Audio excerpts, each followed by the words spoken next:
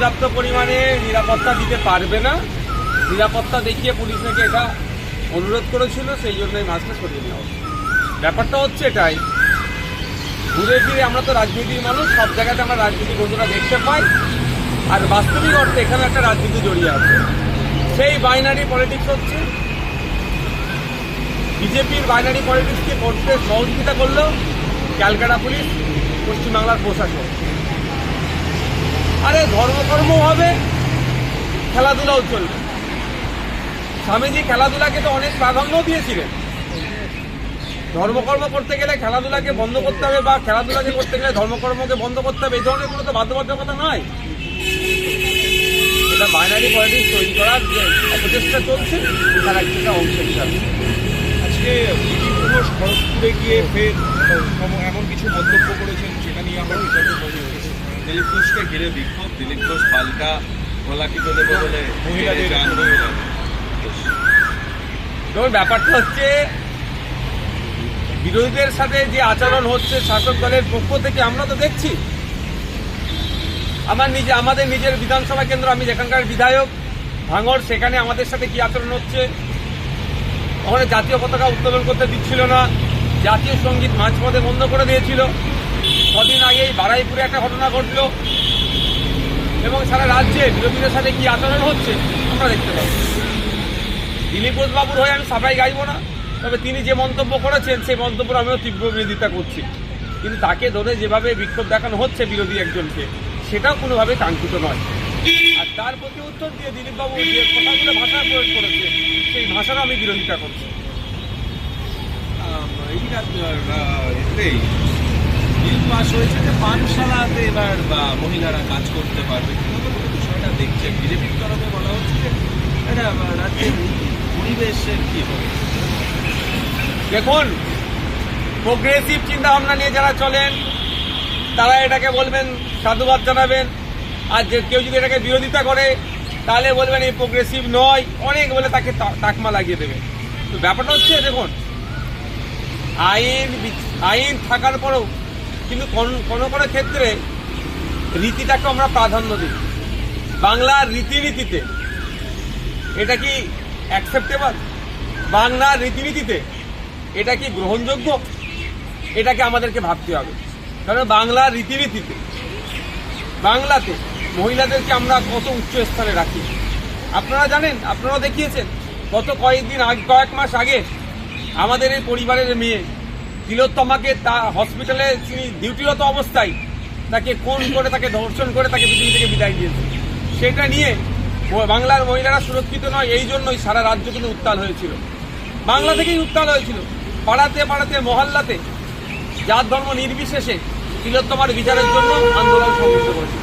কারণ সর্বপ্রথম আমি মনে করি, একজন মহিলাকে বাংলায় আমরা যে উঁচু স্থানে রাখি, যে স্তরে রাখি আমরা, সেই সেকেন্ডে তার উপরে অ্যাটাক হয়েছে, তাকে খুন করেছে, তাকে ধর্ষণ করেছে, এর প্রতিবাদে আমরা। সুতরাং এই পানশালাতে মহিলাদের কাজের জন্য যে স্বাধীনতা বা ছাড়পত্র দেওয়া হলো, এটা আইনের থেকে বড় কথা বাংলার যে রীতি রেওয়াজ, সেটা কতটা তলনিতে যাচ্ছে এটা কিন্তু দেখিয়ে দিচ্ছে। দেওয়া পাশামি যে ওখানকার মানুষজন কলকাতায় এসে তারা আজকে মিছিল করছে এবং বলছেন যে জমি জঙ্গল বাঁচানোর দাবি করছেন। আমি তো প্রথম থেকেই বলছি, জল জমি জঙ্গলের স্বাভাবিক অধিকার আদিবাসীদেরকে ফিরিয়ে দিতে হবে। 2023 সালে কেন্দ্র সরকার ফরেস্ট রাইট অ্যাক্টকে অ্যামেন্ডমেন্টের নামে আদিবাসীদের জল জমি জঙ্গলের ক্ষমতা কিছু খর্ব করেছে, কেড়ে নিয়েছে। সেটাকে আমরা ফিরিয়ে দেওয়ার দাবি করছি। দেউচা পাঁচালী থেকে শুরু করে যেখানেই বলুন না কেন, আমি কিন্তু ডেভেলপমেন্টের পক্ষে।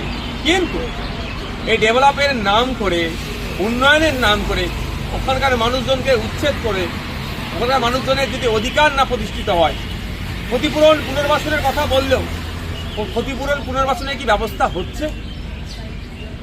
আলোচনা তাদের সাথে করা দরকার। তা না করে ধমকানো চমকানো শুনতে হচ্ছে, এটা বন্ধ হওয়া দরকার। আমি চাই দেউচা পাঁচাবিলের মানুষজনের সাথে কথা বলা, তাদের সাথে আলোচনা করে তাদের অভাব অভিযোগগুলো শুনে সমাধান করা।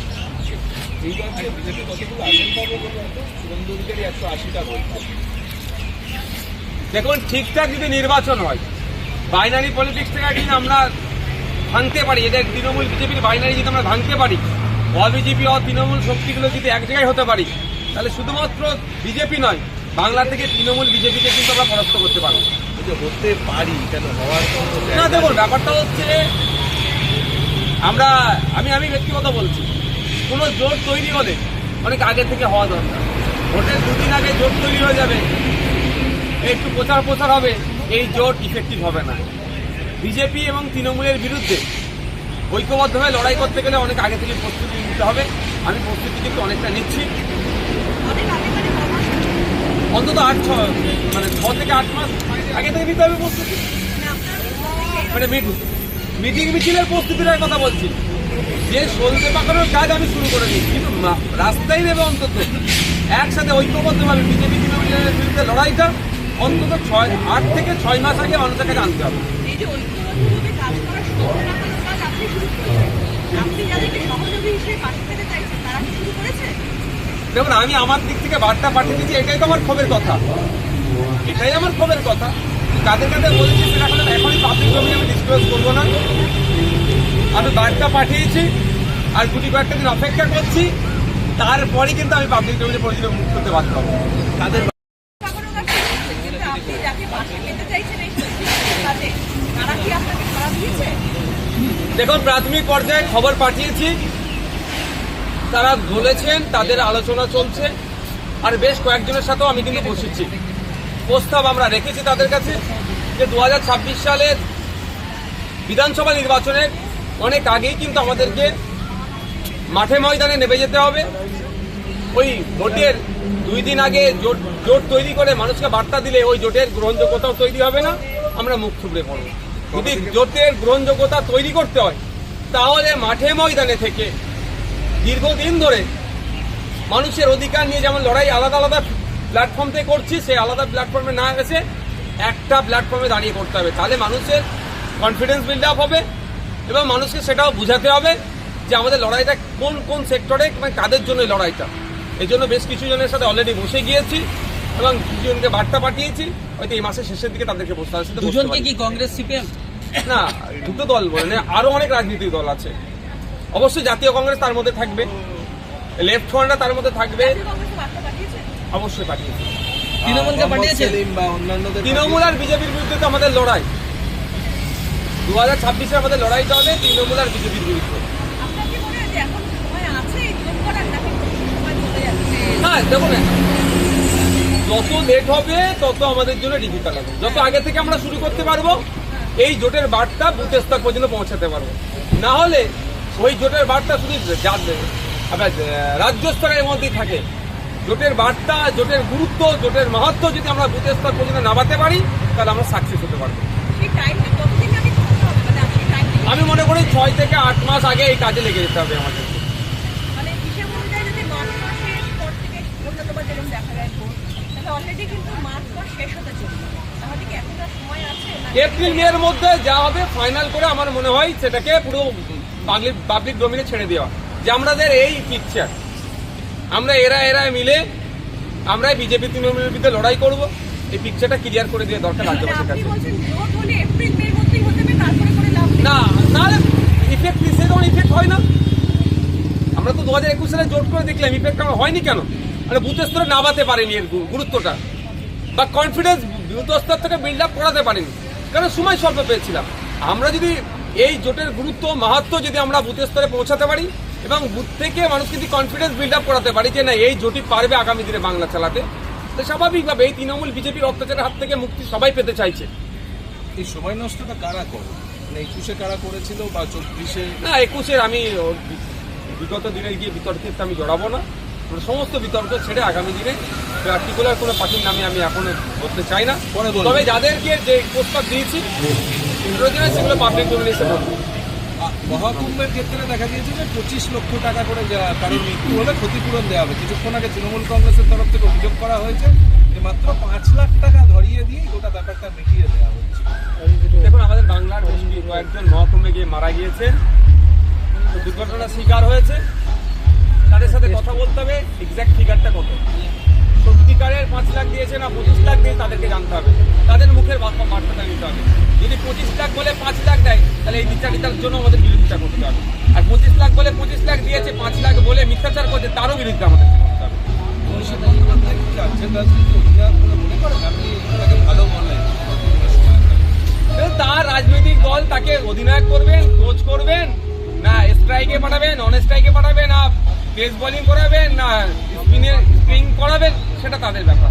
কিন্তু অধিনায়ক হওয়ার মতো যোগ্যতা আছে। তার দল ডিসাইড করবে কাই কোথায় করবে।